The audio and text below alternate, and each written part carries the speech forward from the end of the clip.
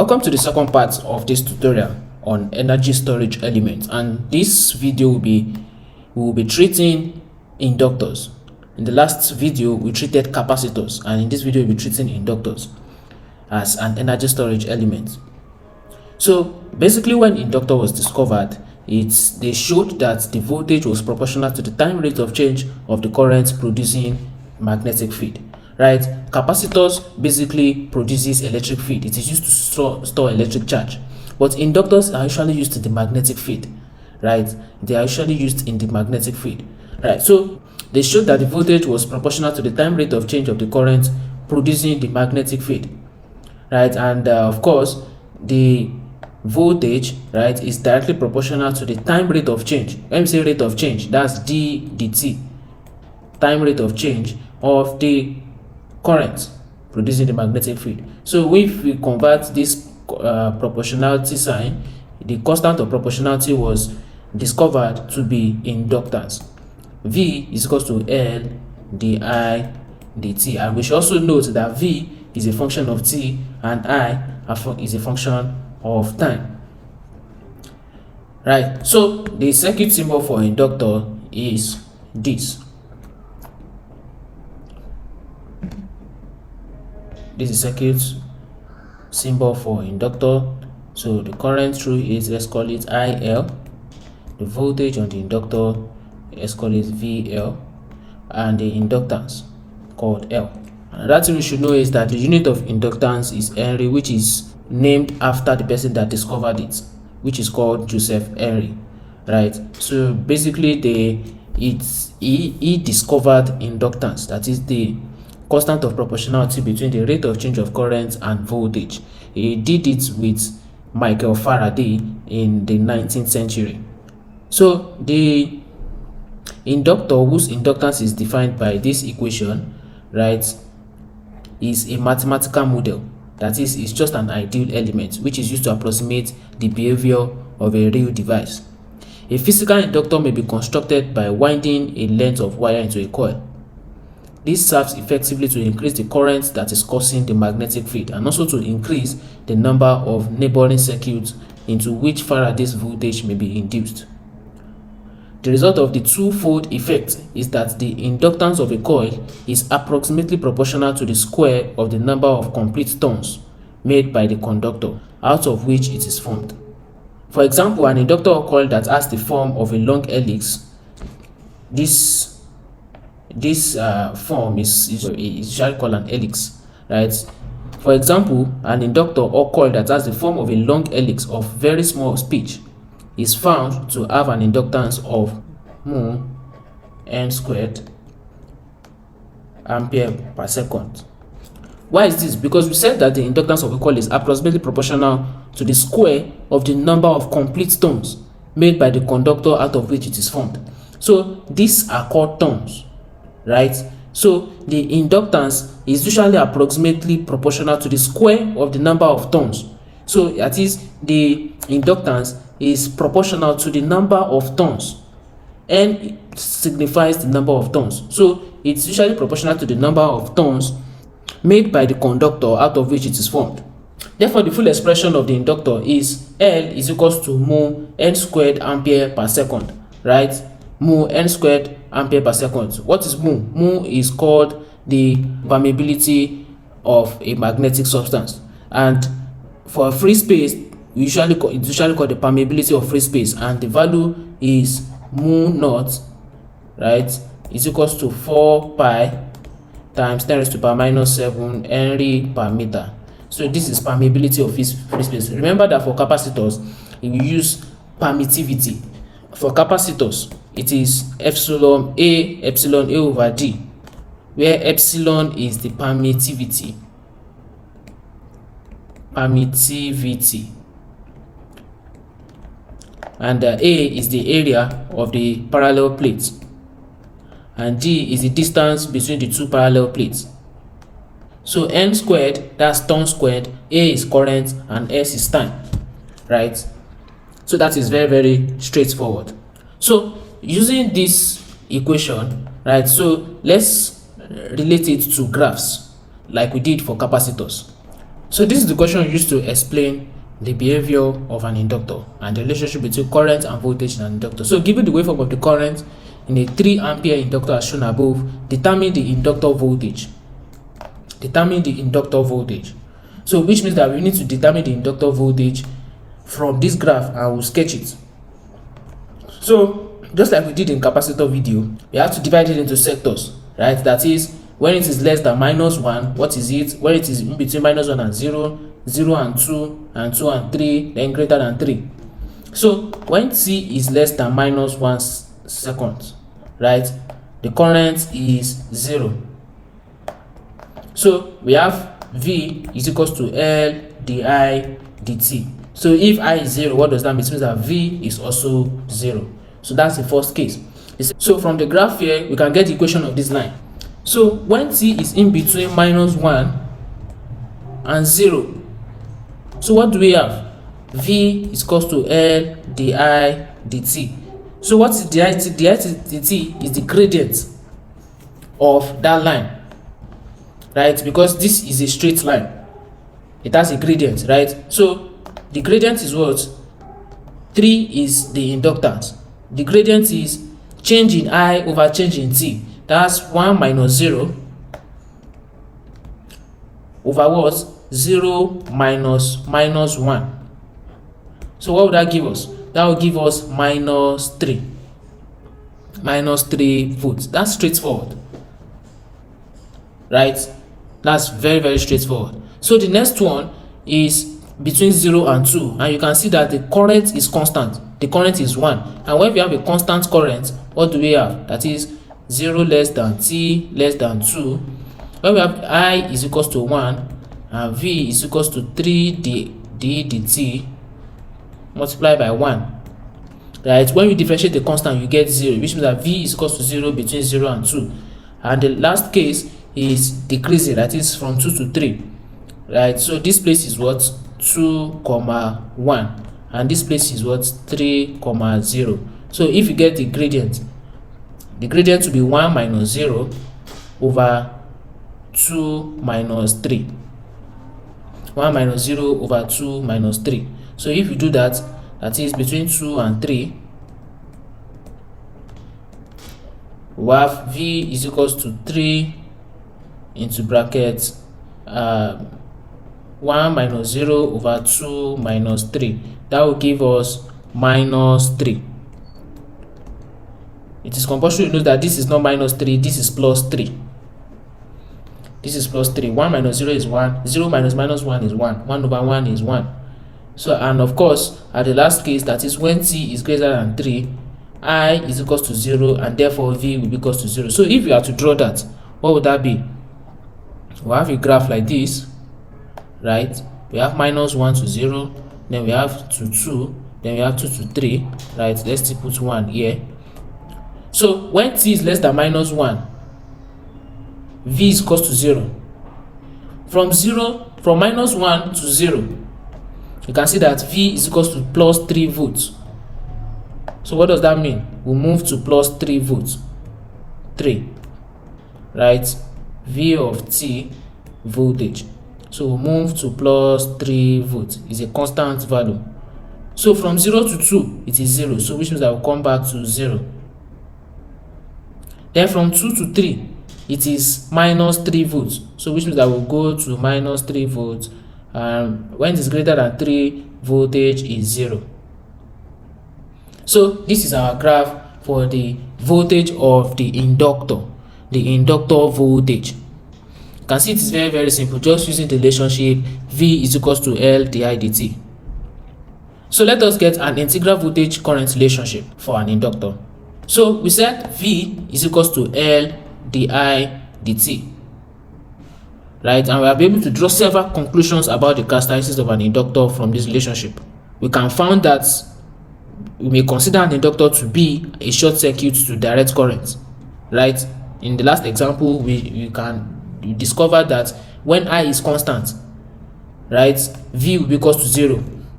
And when V is equals to 0, it means that we have a short circuit.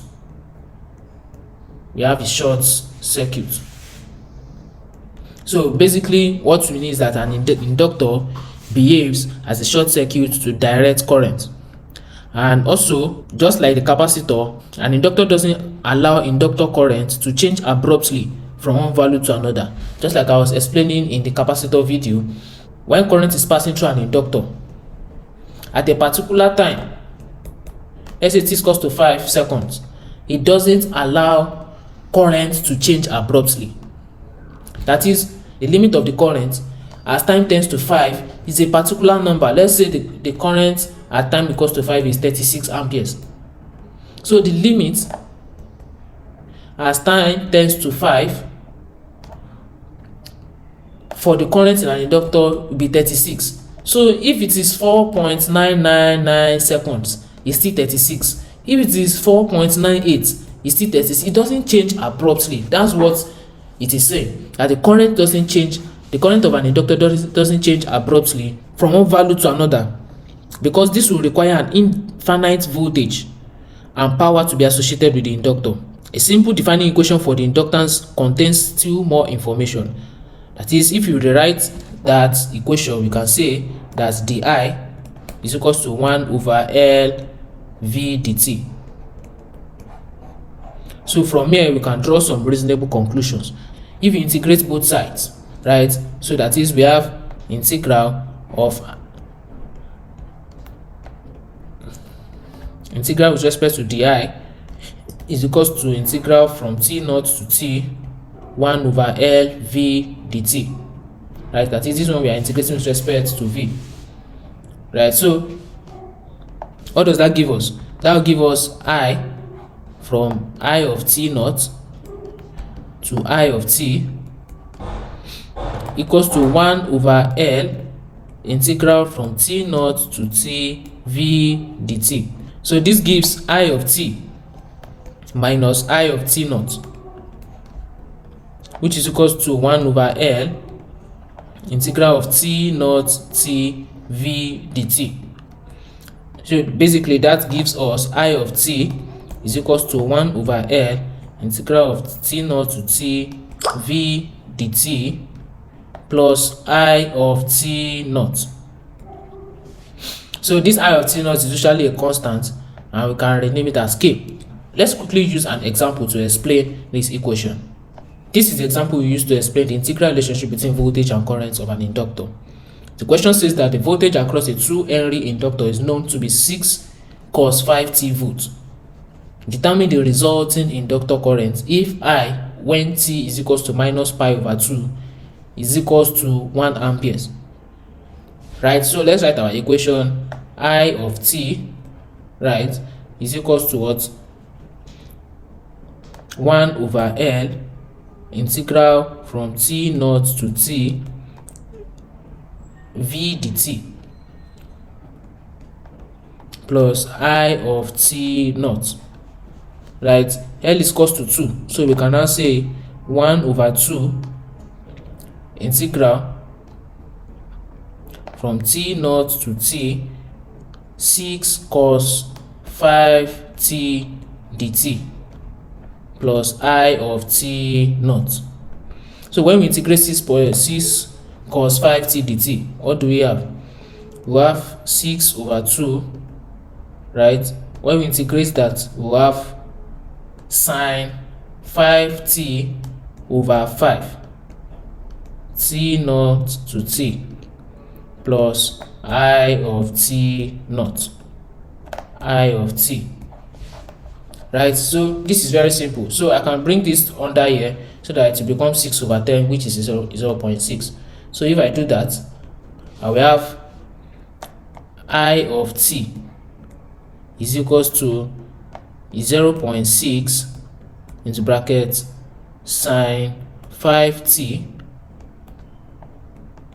minus sine 5t naught plus I of t naught. So this first term denotes a sinusoidal current, right? And these two here denote a constant. This is a constant, and this is a sinusoidal current. That is, this is changing with respect to t,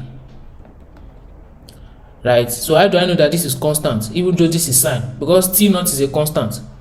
T is not a constant, but T naught is a constant. So sine 5 T naught does not change. T naught only have just one value, but it's only this T that can change. So once this T changes, it changes with this.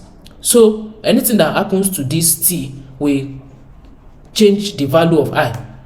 But nothing can happen to this T naught because it's a constant. It's just maybe 2, and from the question they gave us that when T is equals to minus pi over 2, our I of T naught is equals to 1 amperes.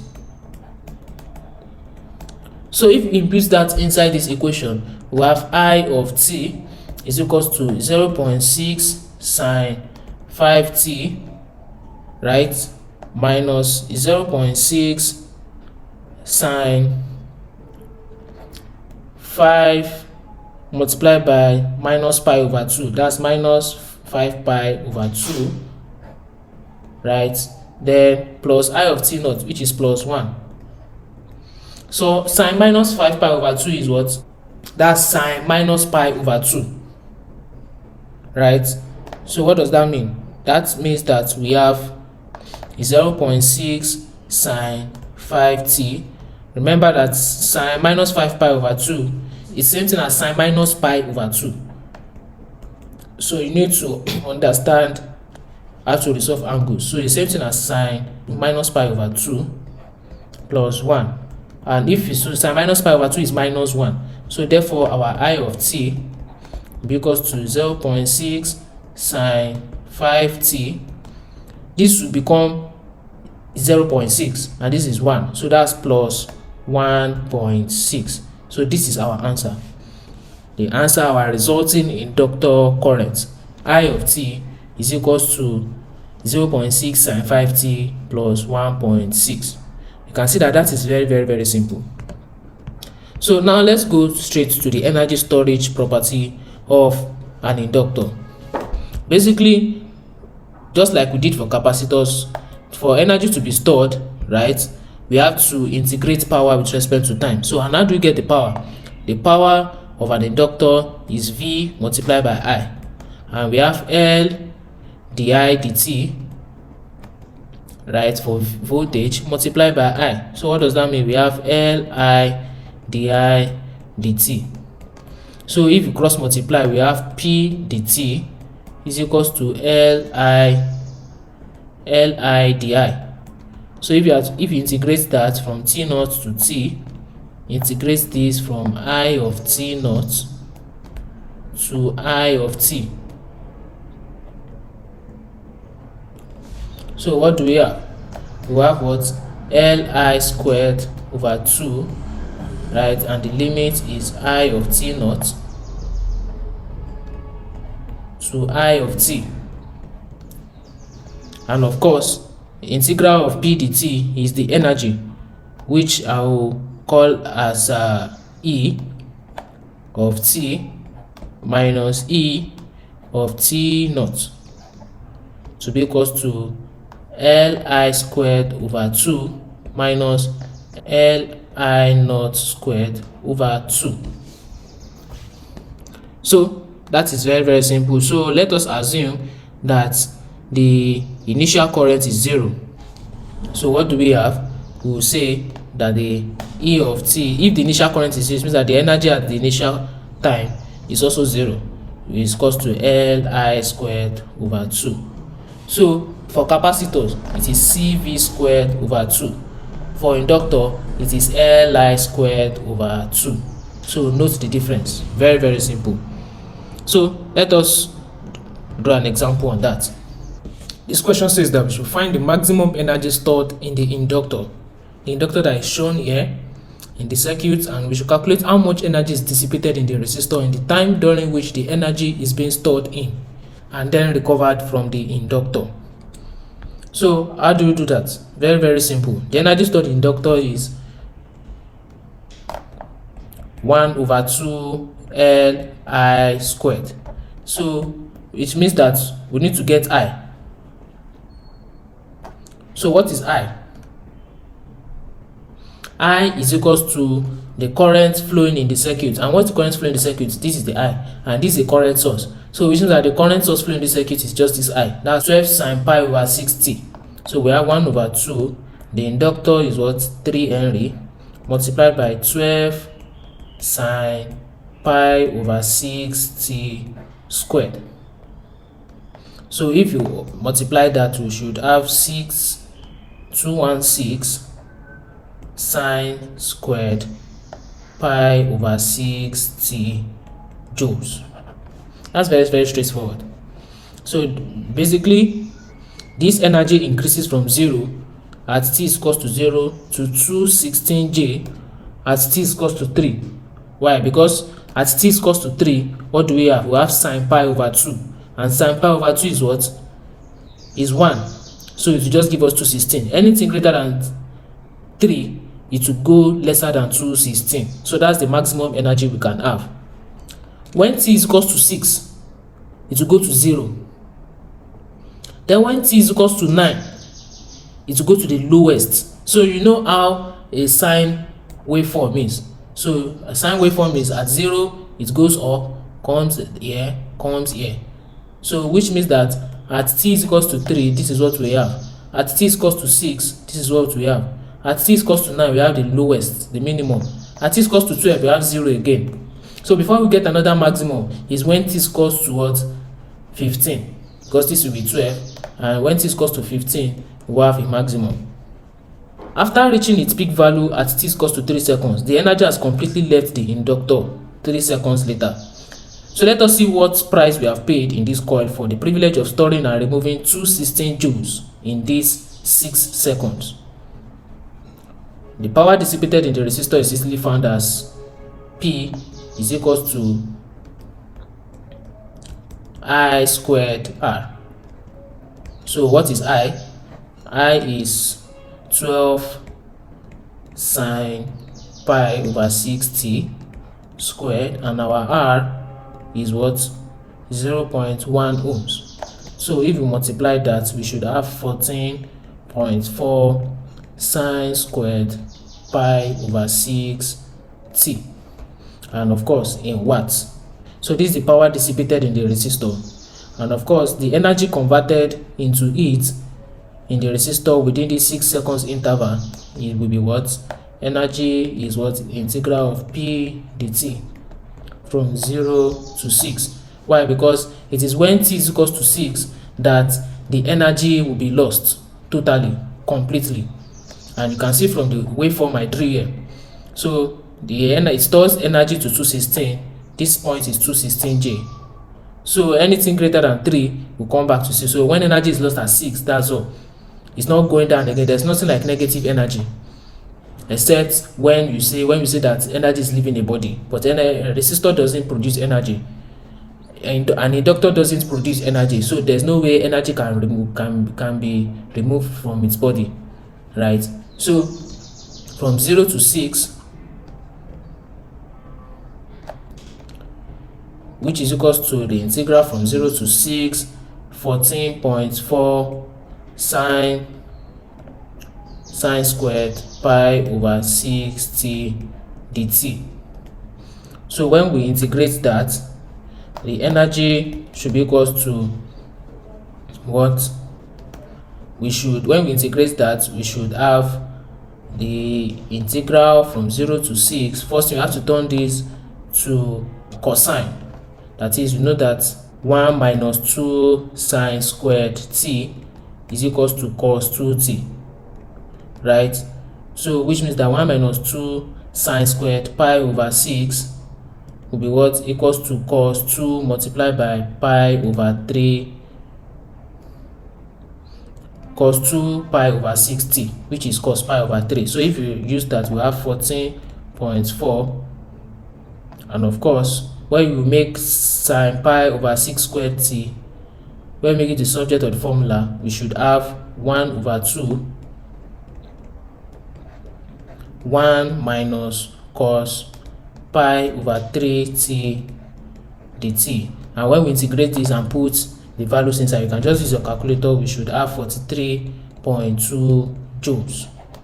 Straightforward. Therefore we know that 43.2 joules of energy is dissipated in the resistor. That is very, very straightforward. The power dissipated, the energy dissipated in the resistor, the energy stored in the inductor. So, important characteristics we should note for an ideal inductor. There is no voltage across an inductor if the current through it is not changing with time. I already said this, if the current is constant, there is no voltage across it. Therefore, an inductor is a short circuit to DC. And the second characteristic we should note is that a finite amount of energy can be stored in an inductor even if the voltage across the inductor is zero, such as when the current through it is constant. And the third thing we should note is that it is impossible to change the current through an inductor by a finite amount in zero time. For this, we require an infinite voltage across the inductor. What do I mean by that? I mean that an inductor will resist an abrupt change in the current through it in a manner analogous to the way a mass resists an abrupt change to its velocity. And the fourth thing we should note about the characteristics of an ideal inductor is that the inductor never dissipates energy. It doesn't have an energy to dissipate. That's what I just said some seconds ago, that when the energy reaches 216 joule, right, when it gets to 216 it decreases, right? At 6 there's nothing like minus. Why? Because it doesn't have an energy of its own, right? It only receives energy and stores it. So once it releases all the energy it stored, it doesn't have any energy of its own, therefore it cannot dissipate any energy.